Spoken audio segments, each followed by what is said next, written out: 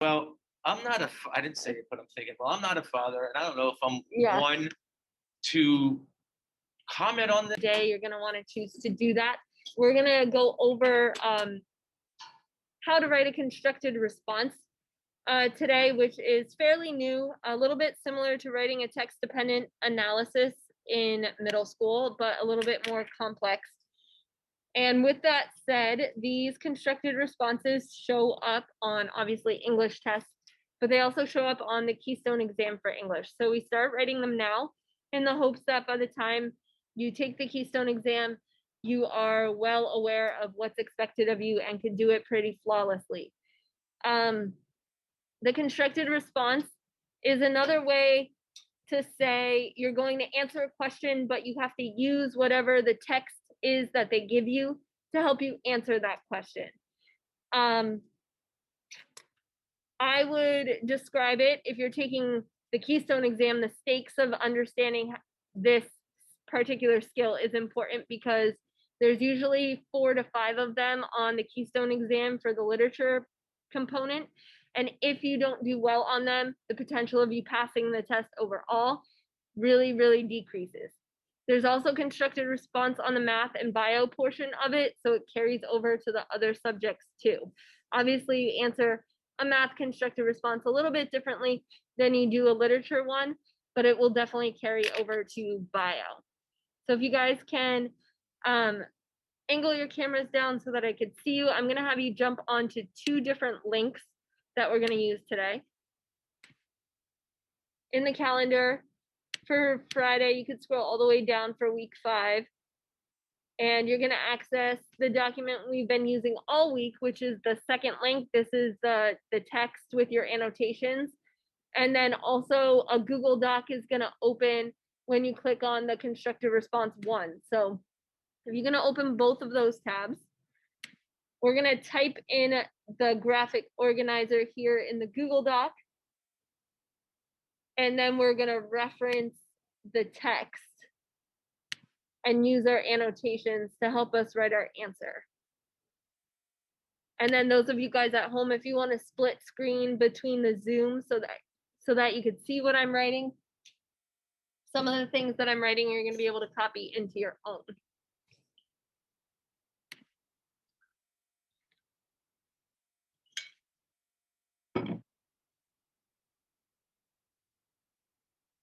At the end of class today, after we finish this up, everyone's kind of going to be on a different page depending on how quickly you finish the parts that I'm giving you. So you'll have some time to work on some late work if you owe anything on the list for me as well. All right, I think we're good now. Okay, if your Google Doc is not opening, it's probably because your cache is full on your website, so you probably just have to shut your computer off and turn it back on and it should load. I had to do that this morning.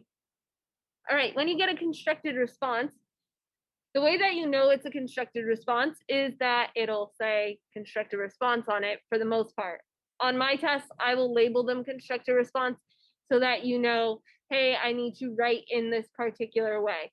On the Keystone exam, they're also labeled a constructed response as well, but they're the only open-ended questions on the Keystone exam. So you'll get a prompt after reading a passage, and in particular, this prompt deals with The Most Dangerous Game since we just read that. So it says, after reading The Most Dangerous Game, discuss General Zaroff's personality. Cite examples from the text. So your job, instead of just answering the question, because when you have an open-ended question, you can just answer it in a sentence or two or explain yourself. When it says to cite examples or provide support from the text, you're going to go back into the text and find things to put in your answer that the author wrote. You're basically showing someone why your answer is what it is. So if you scroll through the graphic organizer that I have here, it's a table and it's color coded. So you have orange, yellow, red, green, and then you have blue down here.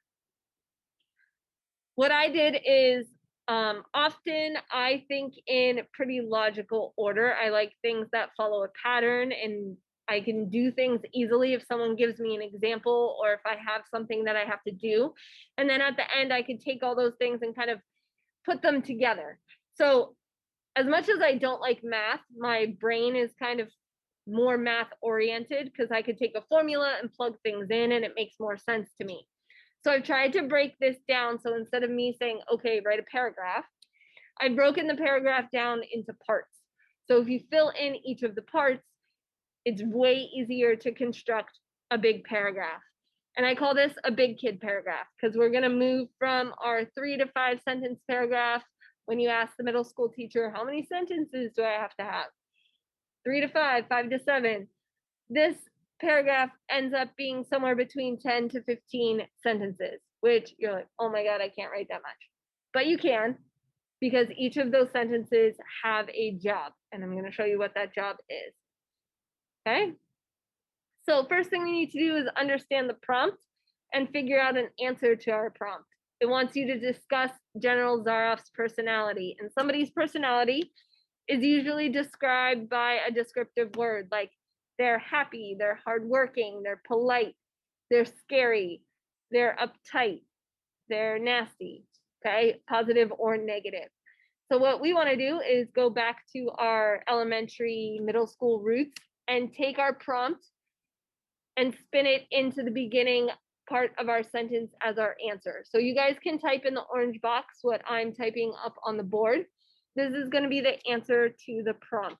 So we could say, if I says discuss General Zaroff's personality, I could say General Zaroff's personality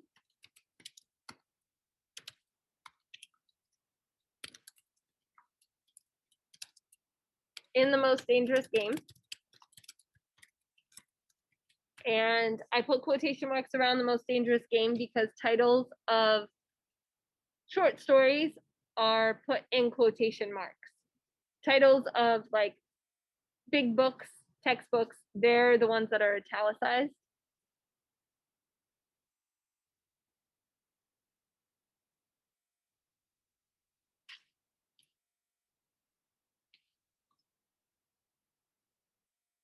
Okay, so now we have to come up with our answer to this question. And what I can do is use my annotations to figure out how I want to classify Zaroff's personality. So you might have an idea off the top of your head of what he's like. If you take all the instances that happened in the story and think about him overall. If you're unsure, you could go back through your annotations and try and figure that out. Okay, so what I'm going to do is we're going to come up with that together based on what I read and how I think of General Zaroff. I believe him to be a pretty arrogant person, okay, based on what he does and what he says. So my answer is going to contain that exact word. General Zaroff is arrogant. Okay, now clearly I've chosen a pretty straightforward prompt as far as giving an answer. It's a one-word answer. Sometimes those constructive responses are going to be more complex. Your answer is going to be a little bit more long and drawn out than just one word. Okay, so basically what happens is it's our job through the rest of this paragraph to prove how General Zaroff is arrogant. I always want to be proving my answer. Okay, so I'm going to scroll down here to these 3 colors. You have yellow, red, and green. And the easiest way to do this is to do the middle column first, to cite your evidence. I'm going to go back into the text and I'm going to find an example of something that General Zaroff does, something he says, or something he does with another character, the way he acts around other characters. So this is where I'm going to start to scroll through my annotations. And I'm going to head down to, I think it's page 8. And if you want to get there on yours as well, you'll be able to copy and paste from the Cami instead of having to type it out, which I'm sure you'd probably appreciate a little bit more. Okay, So I am in the paragraph right here where it says, life is for the strong to be lived by the strong. So I scrolled through my annotations, which I should have annotated, and I definitely referenced this part yesterday when we were talking in class. Not yesterday, Tuesday. Life is for the strong to be lived by the strong, and if need be, taken by the strong. The weak of the world were put here to give the strong pleasure. I am strong. So by him saying this is something that to me says he's pretty conceited and full of himself. He thinks very highly of himself. So I want to use this in my answer. So I'm going to copy these 3 sentences and I'm going to take them back to my answer and I'm going to paste them in this middle column here under the red evidence. Okay, evidence is something that you're taking directly from the story. And we are using what they call direct evidence because we're copying and pasting it. Okay, what I'm going to do to show that this is not my words, this is an author's words who published them, is I'm going to put quotation marks around everything that I took. So basically, when I see something in quotation marks when I'm reading an answer, I either know that it's the title of something, it's dialogue between characters if I'm reading something that's published, or if I'm reading something that one of you are writing, this signifies, hey, I copied and pasted this from somewhere else. Really important, because if you don't put these quotation marks around, you basically plagiarize. You're taking it as your own, and it's not your own. So this is where people who get in trouble when they're asked to write a paper and they copy and paste a bunch of stuff from the internet and they don't provide citations. That's where it's called cheating, as opposed to if you provide the citations, it's probably not well written if it's the only thing you copy and paste, but you wouldn't get in trouble for that plagiarism portion. Okay. In addition to that, what I do at the end is I use parentheses, and I need to give the author credit, whoever the author is. And in this case, I'm going to go back to the top of the text, which is where I could find our author's last name. His last name's Connell. So I'm going to go back, and in my parentheses, I'm going to write Connell, close my parentheses, and put a period at the end. What this does is, A, it tells me who wrote it and whose wording that actually is besides my own. And the reason why I put the period at the end of the parentheses and not at the end of the sentence right here is because as I'm reading through something, it says, hey, everything to the left of this punctuation mark, meaning before it, goes with this particular citation. In what we're doing right now, it doesn't make a whole lot of sense because we're using one short story to answer this question. But if we had 2 short stories and we had to combine them to answer a constructed response, or if we were writing a paper and we had 5 sources, each of these, what we call internal citations, are going to be different, and they're going to tell me whose work it is. So that's why it's important to have them. Last thing you have to add here is you have to go back up to the top. And it's not a sentence that flows very well if I just copy and paste it from somebody else's text. So I want to add some kind of transition word, a phrase. We call this a tagline. So you could use something like, according to the text, or in the short story, the author writes. You can even say which character is speaking to kind of make this flow a little bit better. So here, since General Zaroff is saying this, I'm going to write General Zaroff states or says or whatever word you want to use there. And I'm going to use a comma. So I have a tagline. I copy and pasted something that's going to prove my answer. And then I have a citation.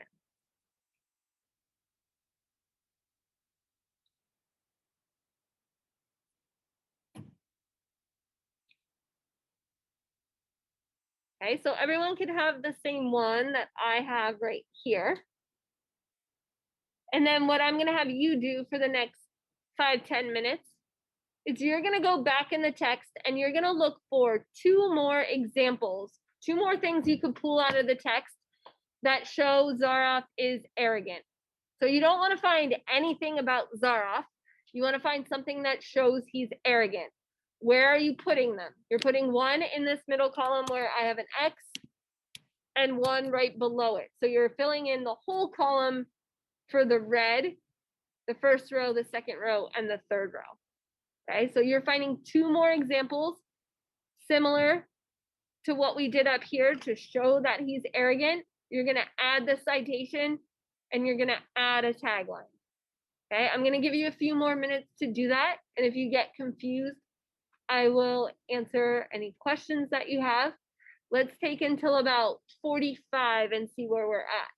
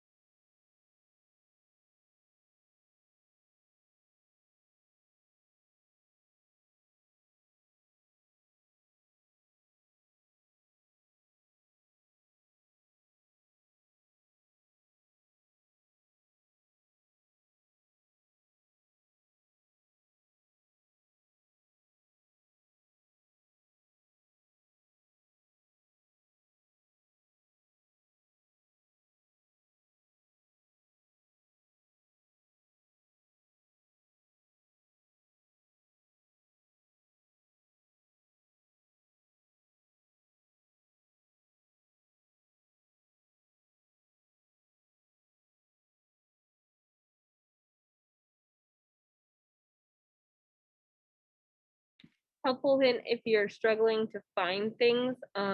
This is the tedious part. This is the difficult part. So from page 8, where I found the first example after, is where you'll find a few more.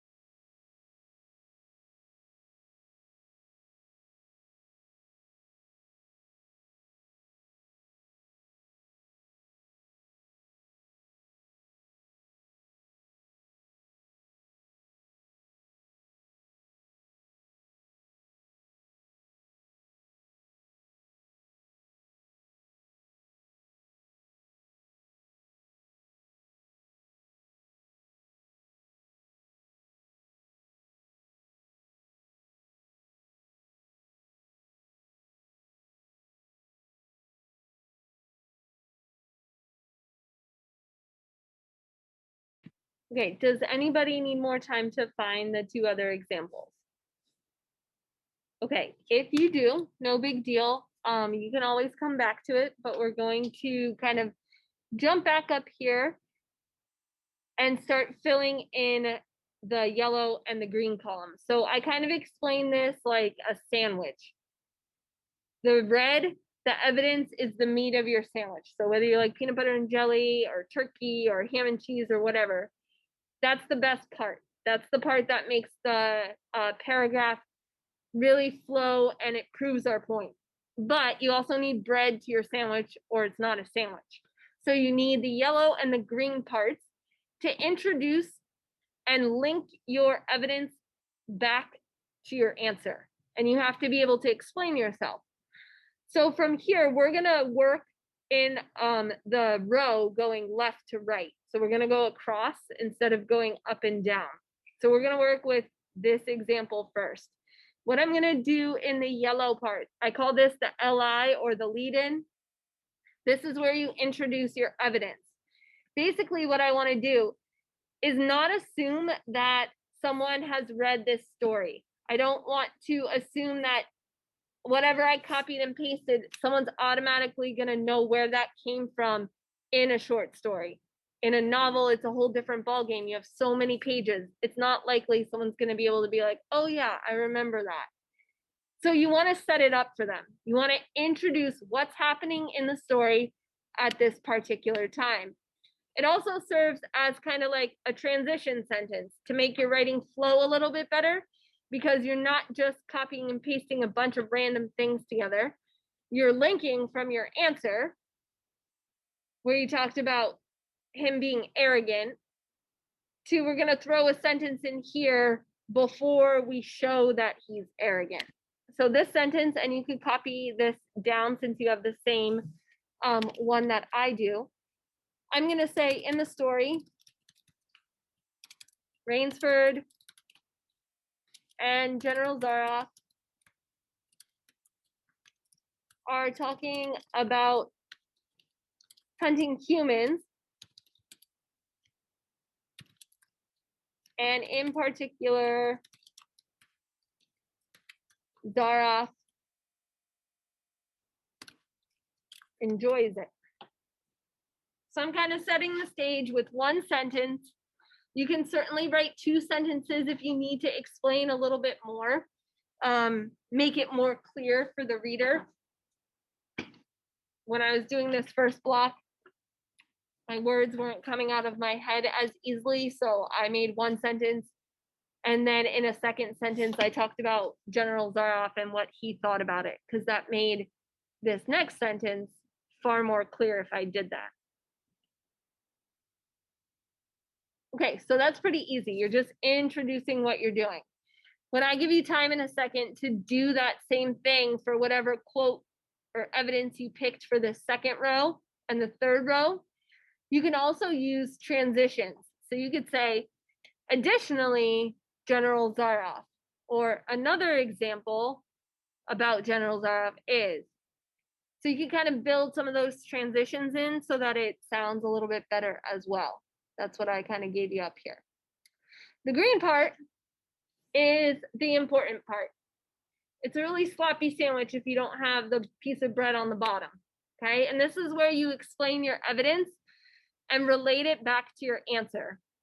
So while I know, or in my mind, that what I've taken from the text seems to be arrogant, I need to explain why I think it's arrogant to the person who's reading my answer. So this part is called the follow-up, or the FU. And in it, I want to be really obvious and state why this shows that General Zaroff is arrogant. So I would say, based on what Zaroff says, he seems to be very full of himself because he believes he's stronger than everyone else.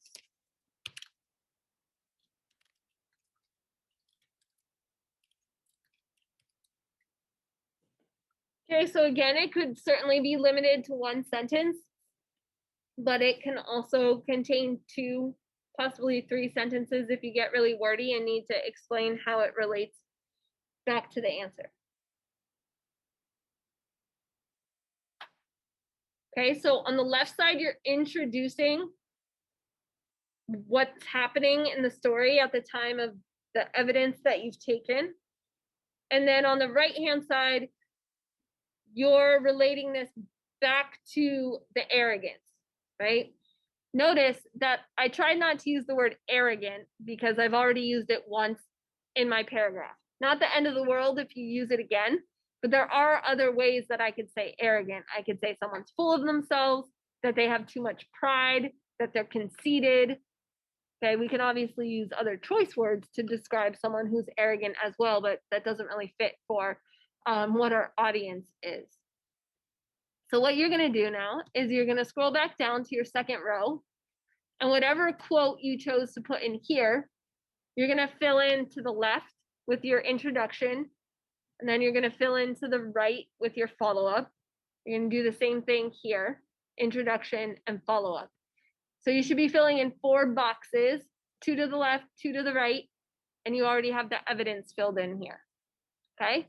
Take a few minutes to do that, and then we'll jump down to the last sentence that you have to do before you finish up.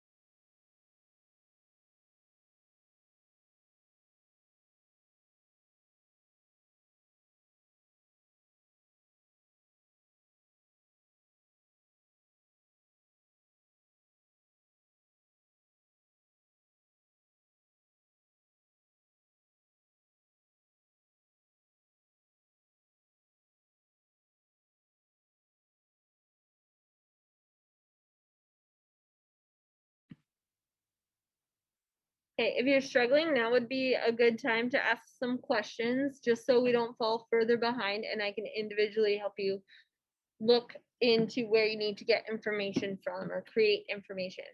Then we're going to jump down to the conclusion sentence.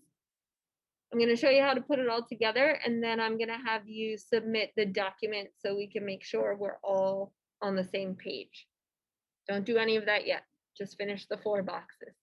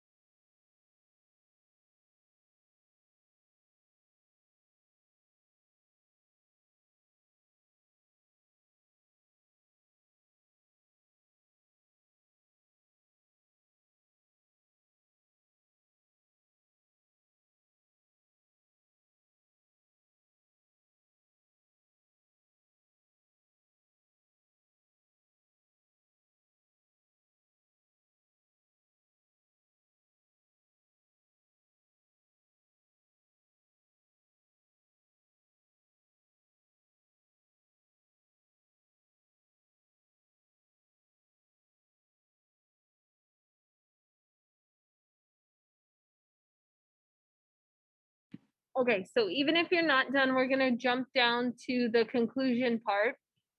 You could go back in a few minutes to the other boxes and finish those up. The conclusion statement is probably the easiest part because you've done all the work already to answer the question.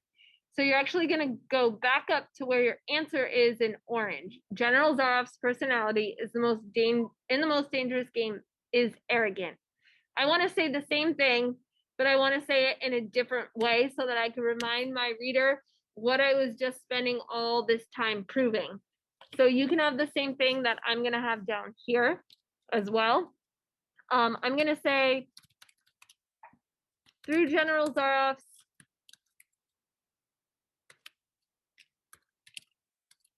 actions and words, he clearly shows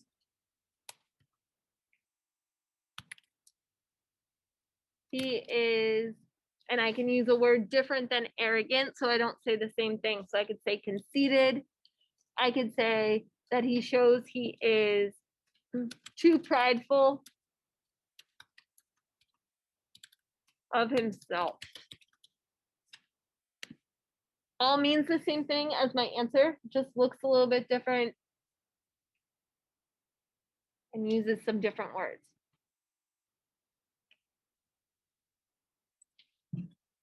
Okay, so from here, you have all the work done, but you're going to make this into one paragraph, not 3 paragraphs, not a paragraph for each box that we have. It all goes into one because it's all part of one answer. It's all covering one topic. So the way that you put it into one paragraph is you go from top to bottom, but also left to right across. So I'm going to copy and paste my answer first. And I'm just going to put this at the bottom here after the table. And I'm going to indent my paragraph and hit paste. Then I'm going to come back up and I'm going to be in the yellow. I'm going to copy and paste that first sentence. Scroll back down. Then I'm going to go in the middle and take the evidence in the same row.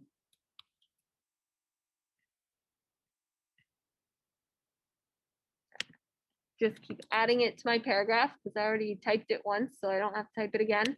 Then I'm going to go in the green, copy and paste that. And the next place I would go would be back to the yellow in the second row. So I would copy and paste what's on the left, what's in the middle, what's on the right, left, middle, right, and then my last sentence should be my conclusion statement. Okay, once you have all that, you're going to have a well-written, solid paragraph that consists of possibly 10 to 12 sentences. Like I said, it covers all one topic, which is Zaroff's arrogance, and we answer and prove our statement. So what I'm looking for you to do here is to pick up and finish whatever it is you have to finish. So for some of you, you're probably just copying and pasting. For some of you, you might have to fill in the rest of the boxes that you didn't get to finish. When you do that, you're going to hit the submit button on the right side. Between later today and tomorrow, I'm going to go through and just make sure you understood what we were doing. So specifically, I'm going to make sure you copied what I had down, but also that you were able to do the 6 boxes that I had you do on your own and that you could format it into the paragraph. Eventually, you're not going to have to fill in the boxes. That's a graphic organizer that breaks it down and scaffolds it so it's easier. When I say write a constructive response, here's your prompt, in your mind, you should be able to go through, okay, I need an answer, I need a lead in, I need evidence, I need a follow-up. And then I can do that again. So then you can just write a paragraph instead of putting it into the graphic organizer. Okay? So those of you guys online, you're going to stay with me until I could see that you've submitted your document, and I'll let you know if you're good. If you want to send me a message in the chat so I check it faster, you could certainly do that. When you finish, because some of you are going to finish fairly quickly, if you have late work for me, you can work on it. You should work on it because it's due today by 3 o'clock.